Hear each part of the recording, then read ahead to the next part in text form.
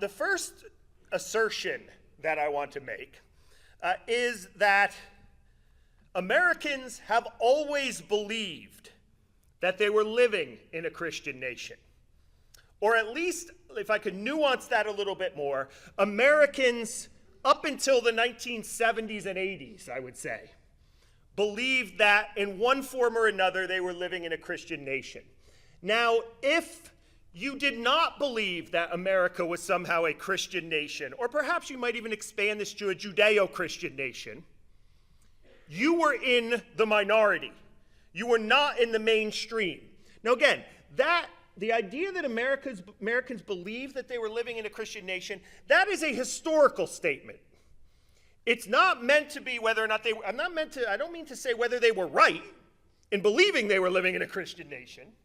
I don't mean to suggest that they were interpreting the Constitution or the founding documents correctly.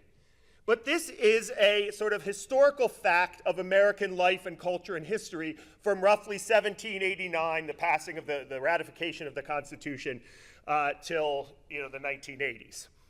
Now, when people thought about themselves living in a Christian nation, or perhaps in some cases even aspiring to live in a Christian nation, they often did not mean the same thing.